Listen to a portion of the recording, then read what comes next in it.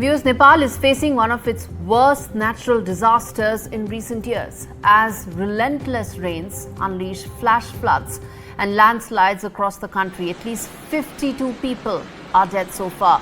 And a large part of this is actually in eastern Nepal and central regions which have been hit the hardest.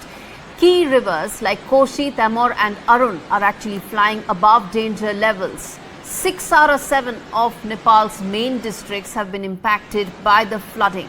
Several highways are completely shut, power stations are shut down as well, and hundreds are trapped and stranded in remote areas. The Nepal army has deployed troops, helicopters for rescue, but bad weather conditions are hampering any rescue operations. Authorities have reported embankment breaches and damages worth 100 million rupees, with entire villages now at risk of being completely cut off. India has stepped in as the first responder, offering emergency support services. Prime Minister Modi has expressed solidarity, assuring that India stands with Nepal in this critical time. As water levels continue to rise, Nepal's government has urged citizens to stay alert, brace for more rain in coming days as well. There have been some compensation that has also been offered and given by the Nepal government in the wake of very large number of casualty figures that are coming in. Let's get in Vishal Vivek, my colleague, for more on this. Now, Vishal, this is very distressing. These visuals itself tell just the scale at which destruction has actually taken place in Nepal. Walk us through any details that you have right now as to how things look on ground.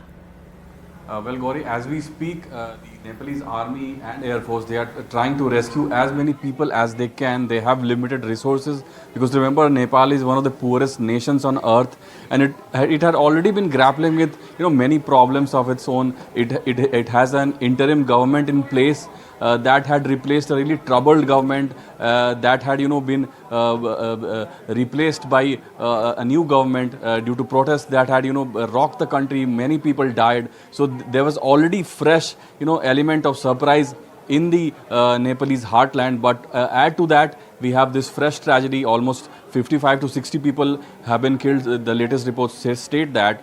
How India, helps them out, that will have to be seen. The Prime Minister has already expressed solidarity and has sent out some aid. How Nepal itself manages this will have to be seen, because as I mentioned, they have limited resources. They are bound by many challenges because the capital Kathmandu has been cut off from the rest of the country because the highways leading to the capital, they have been damaged. Almost all of the highways have been damaged. How Nepal will come out of this tragedy, that will have to be monitored, because at least 10 locations have been marked on the map where these evacuation operations are going on. These are some one of the biggest operations that the Nepalese government has ever seen. So we'll have to wait on confirmation as to how Nepal will manage this tragedy. All right, let's leave it there. Vishal Vivek telling us more about that horrific flooding situation unfolding in Nepal. India and Nepal also have very deep military ties. The Indian Army has been supporting the Nepalese army all along and may play a very critical role in relief and rescue operations going forward.